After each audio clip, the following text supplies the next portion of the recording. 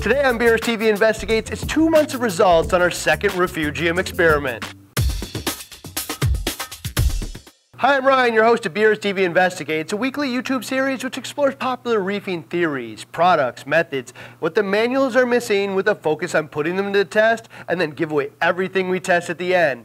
Today we have our third episode of the Refugium test, and we're going to announce the fourth, which is on a whole different scale. For those of you that have been keeping up with this, in the first two episodes we explored how effective chaetomorpha and the various light sources were at reducing nitrate and phosphate in a saltwater aquarium.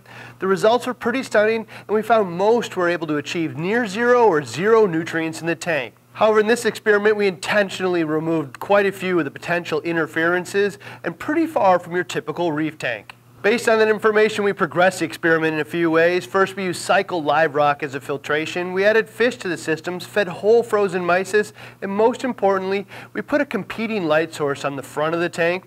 While not still an actual reef tank, we're certainly getting pretty darn close, and I think there's a lot to learn here. Similar to the last experiment, we ran a control with no fuge, and then 3 different light sources with your typical $5 compact fluorescent, a Kessil H80, which is designed for plant growth, and a Kessil H380, which is many times more powerful. The experiment went on for 2 months. During the first month, we kept the lights on the front of the tank off and monitored the nutrients and pH of the tank to ensure the fuge was indeed capable of maintaining near zero nutrient levels. After that, we turned on the Kessil H360s in the front of the tank because not only does a Refugium need to be capable of reducing nutrients, but it actually needs to be capable of outcompeting algae in the main display where we're all running some pretty darn powerful lights. Reefers all over experience huge plague-type algae growth in their systems, yet mysteriously test near zero nitrate and phosphate levels. I think that we're going to be able to identify not only if the fuge can outcompete the display for nutrients with minimal algae growth, but also on the control, I think we're going to be able to identify if the algae that grows in the display can actually reduce nutrient levels down to zero. So digging right into it, in this experiment, we're going to look at 3 things: the ability to maintain ultra low levels of nitrate and phosphate, the ability to prevent algae growth in the display, and the impact on the overall pH of the tank. So to the first question, I'm just going to save the suspense and just share that after 4 weeks, all 3 fuge light sources reduced in nutrients to near zero nitrate and phosphate. So basically all of the nitrogen and phosphate from 20 cubes of mysis was completely removed from the water, bound up in the Chaeto's biomass, and ready to be removed from the tank. Even the $5 compact fluorescent was capable of maintaining ultra low nutrient levels. To give you an idea of what the 20 cubes of food looks like in terms of nutrients, we look at the control that isn't running a fuge, and the nitrate is 22 and the phosphate 0.38, which is certainly higher than a lot of reefers would like. End of story, there's no question in my mind at all that these fuge lighting options have the potential to be a very effective nutrient reduction solution. However, in relation to that second question, I'll also save the suspense and share that I don't think those results tell the whole story, because once we put those lights on the front of the tank for the next month, the results were very different. Looking at the control, with nutrient levels that high, I think you might expect the tank to quickly become overrun with algae. Almost every surface of the rock had a thick mat of algae, and the walls and surfaces dingy and dark with film algae. As you might expect in the control tank with this thick mat of algae, the nutrient levels plummeted as well, all the way down to 0.01 phosphate and 10 parts per million nitrate. So I think the general consensus here is in some cases the reason that you might have near zero nutrients but still have algae issues is indeed because the algae is uptaking it faster than anything else can remove it. Looking at the low-cost compact fluorescent, you can see the algae is starting to grow on the surface of the rock and an algae film on the walls of the tank. Not surprising, the 85 PAR produced by the compact fluorescent just isn't capable of outcompeting a light, which is probably around 5 times that PAR, and maybe 10 times the PER once spectrum is considered. Algae is just much more likely to grow in the display than in the fuge in many cases like this. This is almost certainly why many reefers haven't had the type of success that they would like to have with Refugiums. You just can't spend hundreds, if not thousands of dollars on lighting a huge display and then expect a small box in the back of the tank with a $5 bulb to outcompete the display for nutrients. In fact, it's just kind of ridiculous if you spend much time thinking about it. Overall, I'm going to have to say we had a similar experience with the Kessil H80. While it's higher PAR and PER than the compact fluorescent, it's still a tiny fraction of the light intensity of the front of the tank. So net result, we saw hair algae take hold in a few areas of the tank. All in all, I still think that the compact fluorescent and H80 can be a component of overall nutrient reduction, and at least a reduction method, but we shouldn't expect it to outcompete the display. However, looking at the H380, this light is near 1600 par when we tested and focused solely on the photosynthetically usable range of blue and red spectrum, meaning the Fuge was significantly higher par and per than the display, and because of that, there was extremely limited amount of algae growth, both on the rock surface as well as the surfaces of the tank itself.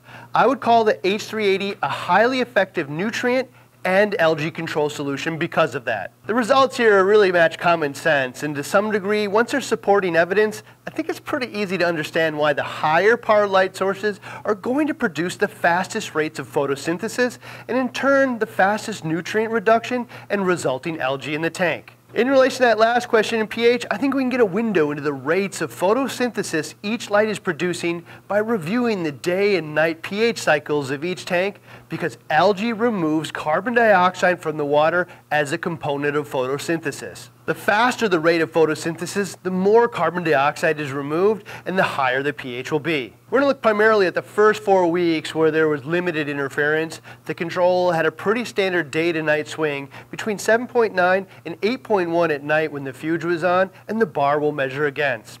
Surprisingly, the compact fluorescent was nearly identical at just shy of 7.9 to 8.1, which means while it was certainly pulling some carbon dioxide out, it's been replaced by the gas exchange just as quickly. The smaller H80 also started at 7.9 but raised the pH to about 8.3, which to me is a pretty good indication that the increased power or energy was indeed increasing the rates of photosynthesis. And as you might expect, the much more powerful H380 also started at 7.9 but raised the pH all the way up to 8.8 at night, which is pretty darn high and indicative of very rapid rates of photosynthesis. I can tell you in an established reef tank, which has different biological and flow characteristics, or just a larger system, it has a much more muted impact on the pH. I think to sum up what we've learned here so far, it's pretty clear. A refugium can maintain ultra-low nutrients on its own, even in the absence of typical maintenance such as zero water changes, and even without standard equipment like a protein skimmer. I think we also learned here it's very likely an effective method of outcompeting algae in the display, as well as increasing the pH, which will almost certainly increase calcification and growth rates of stony corals. However, how successful you are and how many of these goals are achieved is highly dependent on how much effort you put into the Fuge. Likely meaning size, but maybe more important, the par output of the light source. So I think the theory has been pretty clearly demonstrated. With as few potential variables or interferences as possible, it's time to move this to a real reef tank, meaning that we're going to attempt this on the BRS-160. Can a refugium be a primary nutrient reduction method on the BRS-160? Sadly, to do that, we're going to have to stop using the zeolite method because the zeolites and carbon dosing are very effective methods of nutrient control. I'm honestly somewhat disappointed by this because I happen to have really enjoyed the zeolite method and the results were pretty undeniable. In that spirit, I think it's a perfect time to try something new that matches this experiment perfectly, and that's the Triton method. For those of you that are unaware, the Triton method is centered around one major concept.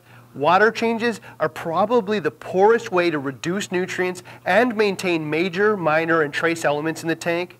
Essentially, when you do a 20% water change, 80% of the nutrients are still in the tank, which is not particularly effective. As concerns the major, minor, and trace elements, water changes are pretty much a losing battle there as well. Say the levels drop 30% over time, and then you did a 20% water change with fresh salt, the levels will still be 24% depleted, an effect that only gets worse over time.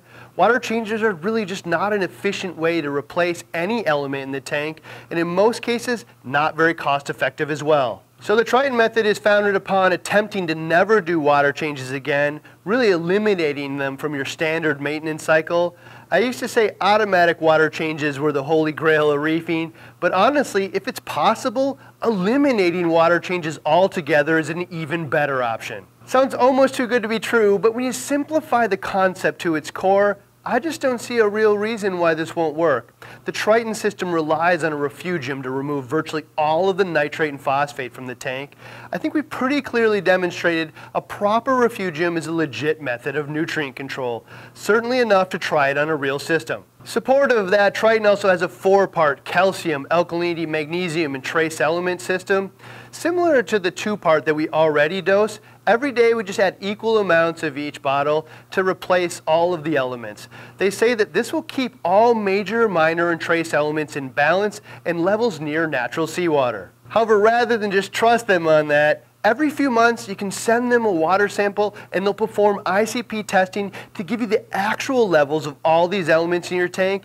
And if you desire, they provide instructions on how to increase each one of these individual elements, which some of your corals might be consuming slightly more rapidly. In relation to that, the algae in the refugium often produces more energy than it actually needs. And there's also die-off cycles, which continually release carbohydrates and elements of proteins as amino acids. Combined with a healthy feeding schedule and maybe some particulate foods, there really isn't need for other coral nutrition products that many other systems suggest. End of story. I think this system is too tempting not to try. I don't know a single person who enjoys doing water changes, and there's one thing I think that we'll all agree on. It's the ocean produces results, so it's reasonable to assume emulating natural seawater as closely as possible will produce results as well.